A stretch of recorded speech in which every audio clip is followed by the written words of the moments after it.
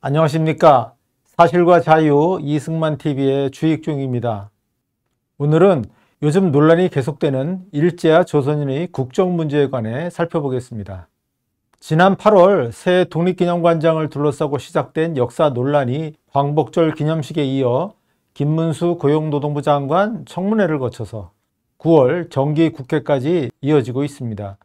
장관 청문회에서는 더불어당의 박홍배 의원이 김문수 장관 후보자에게 일제시대 조선인의 국적이 일본이냐고 물었고, 김문수 후보자가 그럼 일본이지, 나라가 망해서 없어졌는데 일본이 아니면 어디냐고 되묻는 일이 벌어졌습니다.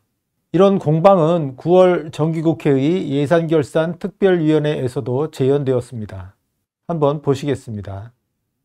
자, 그러면 일제강점기에 살았던 우리 선조들은 국적이 일본입니까? 나라가 다 뺏겨서 일본으로 강제로 다 편입이 그러면 저의 부모님, 후보자의 부모님 일제 치하의 국적이 일본입니까? 일본이지. 그걸 모르십니까?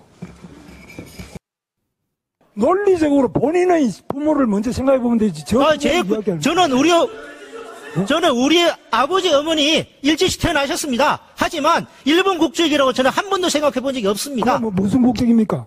조선이고 대한민국 임시정부 그리고 대한제국과 대한민국으로 이어지는 독립운동을 왜 합니까 그러면? 일제와 조선인이 일본 국적이 아니라는 데는 일부 한국사학자까지 가세했습니다. 연구자였다가 이제는 SNS 선동꾼이 되어버린 전우영입니다. 그러니까 일본 제국 판도내에 일본 천황의 신민이지만 일본인은 아니다라고 하는 것이 법적인 지위였어요. 전우용 씨는 일제와 조선인은 일본인도 아니고 외국인도 아닌 애매한 신분으로서 조선인이었다고 말했습니다. 일본 천황의 신민인데 일본인은 아니다. 이러니 무슨 말인지 모르겠습니다만 일단 일본인도 아니고 외국인도 아닌 조선인이라는 주장이라고 정리해 두겠습니다. 그런데 일본인도 아니고 외국인도 아닌 그냥 조선인이라는 주장은 SNS상에 흔히 퍼져 있습니다. 지금 화면에 보여드리는 것은 제가 한 지인으로부터 받은 SNS의 캡처본입니다. 그런데 여기에도 대한제국은 식민지 조선이 되었고 대한제국 식민은 조선인이 되었을 뿐 일본 국적을 받은 바 없다, 이렇게 쓰여 있습니다. 아마도 한국사 학자와 좌성향 국민의 다수가 이렇게 생각할 것입니다. 반면 강성 좌파 교수인 주진호는 영남일보의 한 칼럼에서 법률적으로는 일본인이 되었지만 한국인들은 스스로 그것을 인정하지 않았다고 했습니다. 즉, 법률적으로 한국인들은 일본 국민이 되었다고 할 수 있지요. 하지만 한국인들은 일본 국민들이 누리는 권리와 의무를 거의 인정받지 못했습니다. 한국인들도 나라는 비록 빼앗겼지만 스스로 일본 국민임을 인정하지 않았어요. 주진호는 일본 국적이라면서 조선인이 그것을 인정하지 않았다고 했는데, 이는 사실상 김문수 장관의 견해와, 아니 이른바 뉴라이트의 견해와 같습니다. 그는 그래놓고는 일본 국적 주장자는 공직을 맡을 자격이 없다고 칼럼에 썼는데요. 주진호 자신도 일본 국적서를 분명히 주장했습니다. 한마디로 횡설수설입니다. 그렇다면 좌익 다수가 말하는 바 일제와 조선인은 일본인도 외국인도 아닌 그냥 천대받는 조선인이었다, 이런 견해는 성립할까요? 일제와 조선인의 국적은 무엇이었을까요? 앞서 본 전우영이 그냥 조선인이었다는 주장에 근거로 내세운 것은 1910년 8월 29일 한일 병합조약이 공표된 후 일본 천황이 내린 한 조칙입니다. 들어보시죠. 이렇게 조약을 맺고 나서, 그러니까 당시 1910년 8월 29일에 이제 일본 천황의 조칙이 연달아 발표돼요. 첫째가 병합에 관한 조칙이고요. 세 번째가 굉장히 흥미로운 조칙인데 어떻게 되어 있냐면 한국의 국호를 고쳐 조선으로 함. 아주 짧아요. 한국의 국호를 고쳐 조선으로 함. 이게 뭐냐면 한국이라고 하는 나라를 아예 없애는 것이 아니라 국호를 조선으로 바꾸고 그 나라의 통치권을 일본 천황이 갖는다는 뜻이에요. 병합조약 발표 직후 천황이 내린 조칙 중에는 한국의 국호를 고쳐 조선으로 함이라는 조칙이 있습니다. 전우용은 이를 지적하면서 한일 합병으로 대한제국을 아예 없앤 게 아니라고 했습니다. 나라는 남았으되 그 명칭이 조선으로 바뀌고 그 통치권을 일본 천황이 갖는 것이기에 대한제국 식민이 조선인이 되었다는 말입니다. 그렇다면 이것은 영국의 인도 지배와 같은 것이 됩니다. 식민지 인도는 영국과 별개로 남았는데 영국 왕, 당신은 여왕이죠. 영국 왕이 인도 제국의 황제를 겸하여 인도를 통치했습니다. 이 점에서 영국은 인도를 병합한 게 아니었습니다. 영국과 인도는 한 나라가 된 적이 없다는 말입니다. 영국은 인도를 별개의 나라로 두고 식민지로 통치했습니다. 전우용은 마치 일본이 영국의 인도와 마찬가지로 조선을 별개의 나라로 두고 통치했다고 말한 셈입니다. 이런 전우용의 설명은 맞는 말일까요? 아닙니다. 전우용은 틀렸습니다.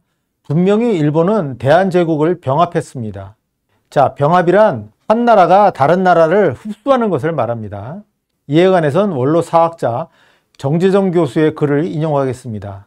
화면의 인물이 정재정 교수인데 그는 낙성대 경제연구소의 프로젝트에도 참여한 바 있는 국사학계의 중도적인 인물입니다. 이명박 정부 당시에는 동북아 역사재단 이사장을 역임한 바도 있습니다. 그가 2008년에 번역한 일본인 학자 운노 후쿠주의 한국 병합사 연구라는 책이 있습니다. 화면의 오른쪽 끝에 나온 책입니다.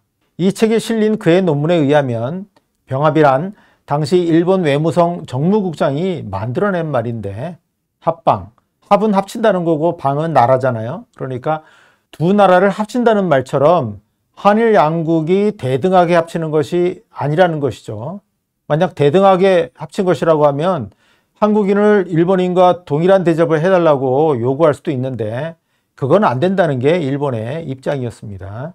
이렇게 한일 양국을 대등하게 합친 것이 아니고 한국이 완전히 없어져서 달리 말하면 패멸되어서 일본 제국 영토의 일부로 된다는 것을 표현하되 자, 패멸이라든가 식민지 이런 말은 너무나 노골적인 무시, 차별 이런 걸 내포하고 있기에 그런 용어를 쓰는 것은 좋지 않다 해서 병합이란 새 용어를 지어냈다고 합니다.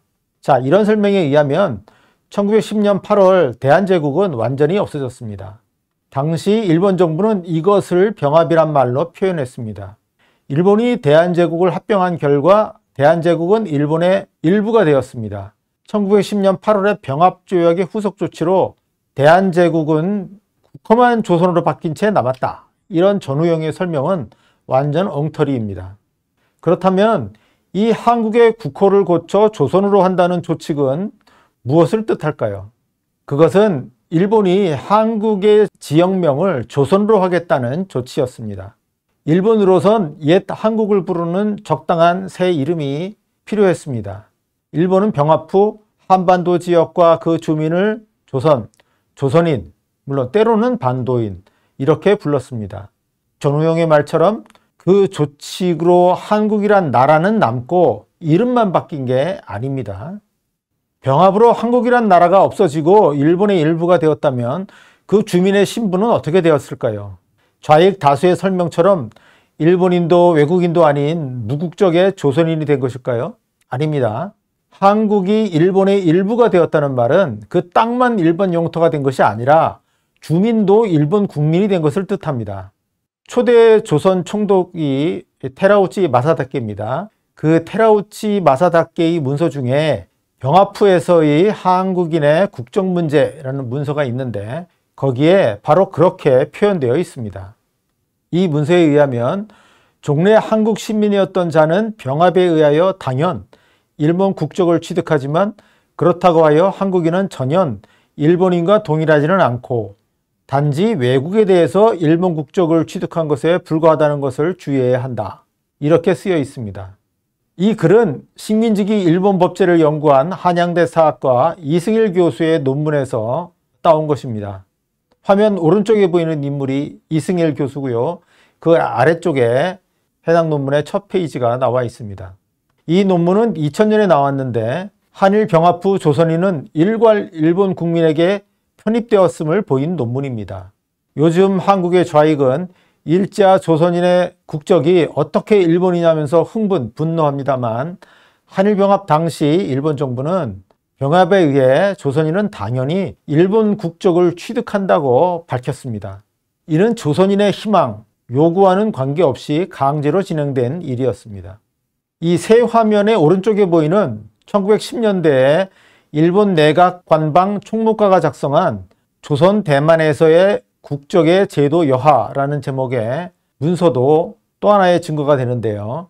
이 문서에도 조선인은 1910년 8월 29일 이란국 병합에 관한 조약에 기초해 우리나라 국적을 취득했지만 조선에는 아직 국적법을 시행하지 않는다라고 되어 있습니다.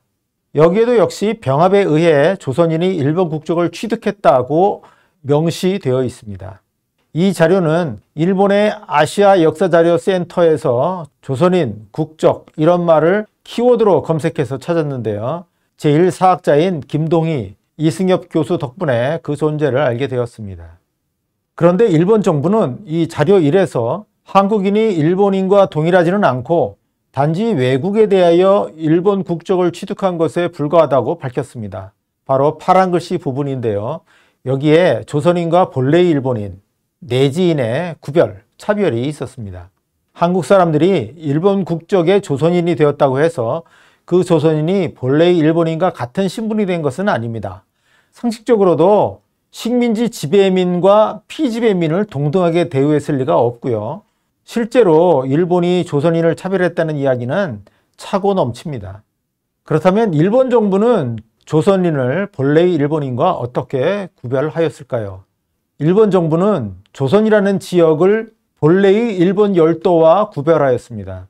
한국이 일본에 합병된 후 이름이 바뀐 조선은 일본법이 그대로 다 시행되지는 않는 이법 지역이었습니다. 법이 다른 지역이었다는 것입니다. 일본은 조선에 칙령으로 일본법을 적용하기도 하고 제령이란 총독의 법 제정 명령을 말합니다. 이 제령으로 조선에만 적용하는 법을 별도로 제정해서 시행하기도 했습니다. 당초는 1910년 8월 29일 긴급칙령 제324호로 조선에 시행할 법령에 관한 건이 나왔으나 이것이 제국의회에서 승인을 받지 못하여 효력이 상실되자 다시 1911년 3월 29일 법률 제35로서 다시 성립하였습니다. 이 법에는 다음과 같이 규정되어 있습니다. 제1조 조선에서 법률로 요하는 사항은 조선 총독의 명령으로 규정할 수 있다. 제4조 법률의 전부 또는 일부를 조선에 시행할 필요가 있을 때는 칙령으로 정한다. 여기서 법률이란 일본에서 시행되고 있는 법률을 말합니다. 제5조 제1조의 명령은 제4조에 의해 조선에 시행된 법률과 특히 조선에서 시행할 목적으로 제정된 법률 및 칙령에 위배될 수 없다. 칙령이 제령에 앞선다는 이야기입니다. 제6조 제1조의 명령은 제령이라고 칭한다. 자, 이 법령에 의해서 예컨대 1912년에 제령으로 조선 민사령과 조선 형사령이 제정되었는데요. 이 두 법령은 각기 일본에 있던 두 법률, 일본의 민법, 일본의 형법을 조선에 시행하되 부분적으로 조선만의 특수한 법조항도 시행한다고 규정하였습니다. 그 결과 조선은 일본의 일부, 한 지방이면서 또 본래의 일본인 내지와는 구별되는 지위를 갖게 되었습니다. 그런데 일본 제국에는 조선만이 아니라 대만과 남사한린 등의 식민지가 있었습니다. 그리고 조차지로서 관동주가, 위임 통치령으로서 남양군도도 있었습니다. 이 각 지역에서 내지에 시행되는 법률은 특수한 경우를 제외하고는 당연히 시행되지는 않았습니다. 자, 시행되지 않는 것이 기본값, 디폴트였고요. 일본의 법률을 조선이나 대만에도 시행하는 조치가 바로 칙령이었습니다. 요컨대 일본의 영토는 여러 조각의 이법지역으로 나뉘어졌습니다. 조선에서는 제령에 의해, 대만에서는 율령에 의해 지배되었고 일본에서는 제국의회가 제정한 법률에 의해 통치되었습니다. 일본 제국을 구성하는 여러 지역에 대해서는 1918년 4월에 법률 제39호 공통법에서 명확히 규정되었습니다. 법률의 명칭이 공통법입니다. 그 제1조에서는 본법에서 지역이라 칭하는 것은 내지, 본래 일본입니다. 내지, 조선, 대만, 관동주 또는 남양군도라고 했는데, 자, 내지가 본연의 일본, 그리고 조선 이하 남양군도까지는 새로 획득한 영토였습니다. 각 지역은 서로 다른 법지역, 법역인데 이 법역은 내지 외의 각 지역이 획득될 때, 예를 들어 1895년 대만이 일본 영토가 되었을 때 처음 설정된 것이고, 그 후 새로 조선, 관동주, 남양군도 등이 새 법역으로 추가되었습니다. 1918년의 공통법은 이 여러 법역을 처음으로 만들어낸 게 아니라 이미 만들어져 있는 법역을 정식화한 것입니다. 이 각 법역은 서로 분리된 관련 없는 그런 독자적인 법역은 아니고요. 일본의 영토권, 천황권, 일본 헌법에 종속된 법역이었습니다. 이 복합적인 일본 제국의 법역 체제는 일시적, 과도적인 것이고 언젠가는 단일 법역으로 통합되어야 할 것이었습니다. 이렇게 하나의 법역으로 통일한다는 원칙을 당시에 내지 연장주의라고 불렀습니다. 본래 일본을 여러 식민지로 연장한다는 그런 단어가 되겠습니다. 1910년대의 지역은 내지, 조선, 대만, 관동주, 남양군도 등으로 구성되었으나 1930년대가 되면 새 용어가 사용되기 시작하니 바로 1929년부터 내지의 대칭어로 외지라는 단어가 등장한 것입니다. 1929년 식민지 등 일본 열도외의 영토를 관할하는 기구로서 청무성이라는 정부 부처가 만들어지는데요. 일본 정부는 일본 열도외에 새로 획득한 영토를 외지라고 부르기 시작했습니다. 즉 일본 제국은 내지와 외지로 구성되고 외지에는 조선, 대만, 사할린, 관동주, 남양군도 등이 있었던 것입니다. 한마디로 외지는 이법지역의 총칭이었습니다. 각 법역에는 각 지역민이 있는데 각 지역민은 동일한 일본 국적민이었음에도 법률적 지위를 달리하였고 자신이 소속된 법역 외에 다른 법역으로 소속을 옮길 수 없었습니다. 소속 이동이 가능하다면, 즉 조선인이 내지인 주민으로 쉽게 신분을 바꿀 수 있다면 각 지역민 간 법률적 지위를 달리해 놓은 게 의미가 없었을 것입니다. 각 지역민은 다른 지역민으로 신분을 바꿀 수 없었고요. 이에 각 지역민은 서로 분리, 단절되었습니다. 지금 보시는 이 화면의 PPT에서 지역 간에는 제가 굵은 점선을 그어 놓았는데 바로 자신의 소속 지역을 바꿀 수 없었음을 나타낸 것입니다. 그렇다면 각 지역민을 그 지역민으로 만드는 것, 달리 말하면 한 개인을 조선인으로 혹은 대만인으로 또는 본래의 일본인으로 만드는 것은 무엇이었을까요? 그것은 바로 각지 지역 주민이 가진 지역적, 지역 호적이었습니다. 일본 내지의 호적을 갖는 자를 내지인, 대만의 호적을 갖는 자를 대만인, 그리고 조선의 호적을 갖는 자를 조선인이라 했습니다. 각각의 법령이 달라서요.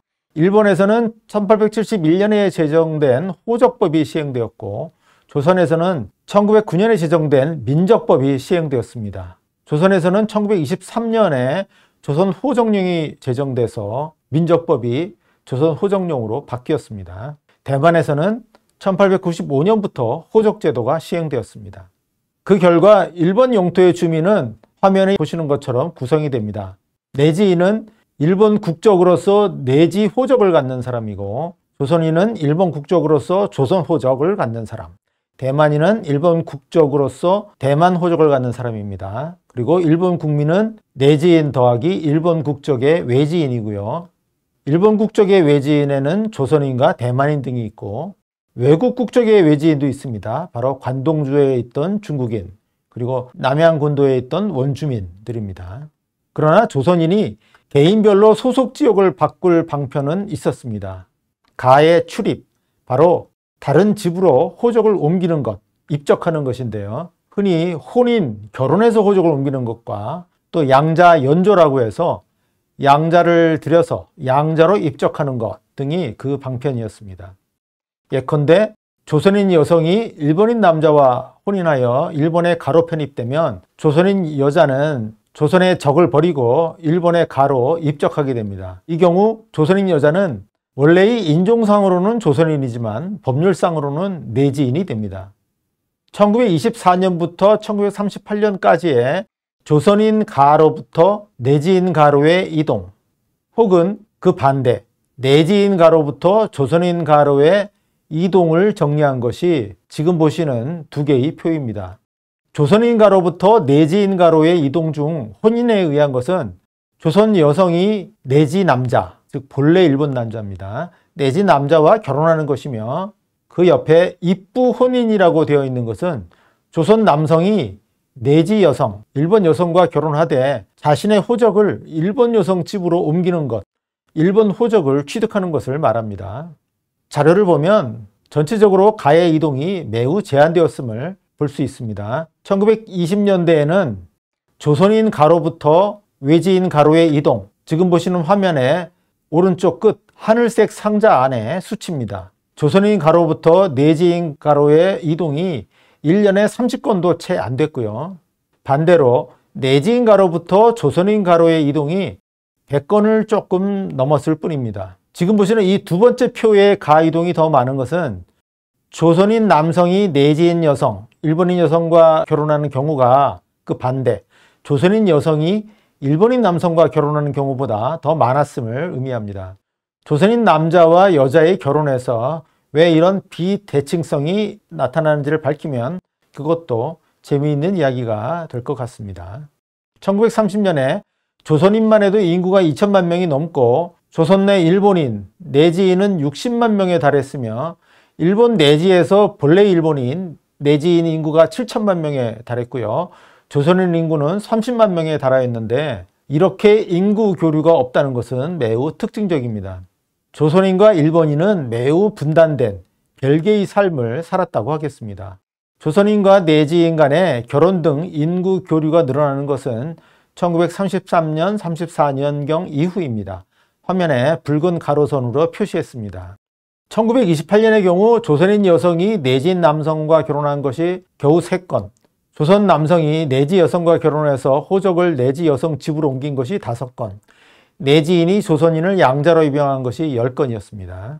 반면 1928년에 조선 남성이 내지 여성과 결혼해서 보통의 경우처럼 내지 여성이 조선 남성 집으로 호적을 옮긴 곳이 59건이지만 내지 남성이 조선 여성과 결혼하며 조선 여성 집으로 호적을 옮긴 것이나 조선인이 내지인을 입양한 경우는 한 건도 없었습니다.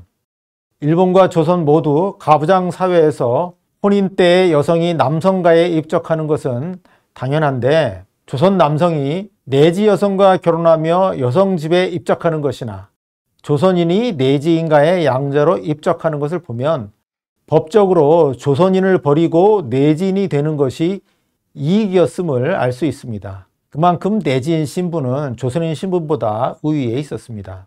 한편 조선인 부부가 내지에 건너가 낳은 자녀는 조선인이었고 반대로 일본인, 즉 내지인 부부가 조선에서 살다 낳은 자녀는 내지인이었습니다. 지역민의 신분에 관한 속인주의였던 것입니다. 반면 참정권의 경우에도 지역 차별이 있었으나 조선인이나 대만인을 빼놓고 내지인에게만 참정권이 부여된 것은 아니었습니다. 왜냐하면 내지에 이주한, 즉 일본 열도로 옮겨간 조선인이나 대만인은 일정 기간 거주 요건을 채우면 투표권을 받았기 때문입니다. 조선과 대만 등에는 아예 중의원의 선거구가 없어서 선거 자체가 실시되지 않는 지역 차별이 있었습니다. 내지인이라도 조선이나 대만에 나와서 살면 투표할 수 없었습니다. 일본의 국적법이 적용되지 않아서 조선인이 일본 국적을 받지 못한 것도 아니었습니다. 당시 일본의 국적법에는 병합된 조선의 주민, 조선인의 국적 여하에 관한 규정은 없었습니다. 앞서 본 전우용이나 지금 국회의원이 된 조국은 조선인에 대한 국적법 미적용이 일본 국적 미부여를 뜻하는 것처럼 페이스북에 썼습니다만 무식의 소치입니다.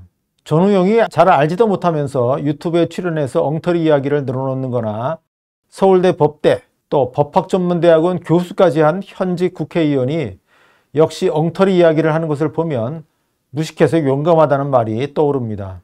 조선인에게 국적법을 적용하지 않은 것은 조선인이 국적법에 따라 일본 국적을 이탈하는 것을 막기 위해서였습니다. 앞서 본 조선 대만에서의 국적의 제도 여하라는 제목의 문서에는 다음과 같이 쓰여 있습니다. 국적법 중 자기 지망에 따라서 외국의 국적을 취득하는 자는 일본의 국적을 잃는다는 규정의 악용을 피하려 하는 등의 사정에 따라서 조선에는 국적법을 시행하지 않는다. 대만 본도인은 1895년 5월 13일 일청양국 강화조약의 기초에 일본국 신민이 되고 국적법을 1899년 6월 21일 칙령 제289호로서 시행하였다. 자, 이 문서의 작성 연도는 정확히는 알 수 없고요. 1910년대로 추정됩니다. 이 문서에는 1895년 시모노세키 강화조약으로 대만이 일본에 할양될 때부터 대만인은 일본국 신민이 되고 1899년 6월의 칙령으로 대만인은 일본 국적법의 적용을 받게 되었다고 했습니다. 반면 조선에서는 1910년 이란 병합조약 때 조선인이 일본 국적을 취득했지만 조선에는 국적법을 적용하지 않는다고 하였습니다. 그 이유는 조선인이 일본 국적을 버리고 외국 국적을 취득하는 것을 막기 위해서라고 했습니다. 일본 국적법에는 일본인이 자기 지망으로 외국 국적을 취득하면 일본 국적을 자동적으로 잃는다고 되어 있었고요. 따라서 일본인은 원할 경우 일본 국적을 버릴 수도 있었습니다. 그런데 이 국적법이 조선인에게도 적용되면 만주로 이주한 조선인이 이에 근거해 중국 국적을 취득하여 일본 국적을 이탈할 수가 있었습니다. 그렇게 되면 일본 군경이 만주에서 조선인에 대한 사법권을 마음대로 행사하기가 어려워서 조선인 독립운동 세력을 탄압하기가 어려워집니다. 또 다른 한편으로는 조선인이 일본 국적인 한 일본은 이른바 자국민 보호를 내세워서 만주에 출병하거나 경찰을 파견하는 등 이렇게 해서 만주에 진출할 수 있게 되는 것입니다. 이에 일본 정부는 조선인이 일본 국적을 마음대로 이탈할 수 없게 하였습니다. 이상 일제와 조선인의 국적 문제를 살펴봤습니다만 병합과 더불어 국가로서의 대한제국이 없어지고 한반도가 일본의 한 지방이 된 만큼 한국인도 일본 제국의 식민이 되었습니다. 즉 일제와 조선인의 국적은 일본입니다. 이건 명백한 사실입니다. 1951년 샌프란시스코 강화조약으로 일본에서 한국이 분리될 때 그 이듬해 1950년에 일본은 제1조선인, 해방 당시에는 약 200만 명의 조선인이 일본에 있었는데 그 중에 조선에 돌아가고 남은 사람이 약 60만 명 정도 되었습니다. 이 제1조선인의 일본 국적 이탈 조치를 취하였습니다. 1952년에 제1조선인의 일본 국적을 박탈했다고 하는 것입니다. 그때까지는 제1조선인의 국적은 일제시대와 마찬가지로 일본 국적이었습니다. 그렇기 때문에 1952년에 일본 국적 이탈 조치가 나왔던 것입니다. 그 이후 제1조선인은 일본에 귀화하거나 한국 국적이나 북한 국적을 택해야 했습니다. 아까 조국당 차교근 의원과 김문수 장관 간의 언쟁을 봤습니다만 자신은 일제 때 태어나 살았던 자기 부모가 일본 국적으로 생각해 본 적 없다. 이런 차규군의 말은 당시 자신 부모의 국적에 관해 아무런 정보도 주지 않습니다. 그냥 자기 머릿속 생각일 뿐입니다. 저의 국적은 한국입니다.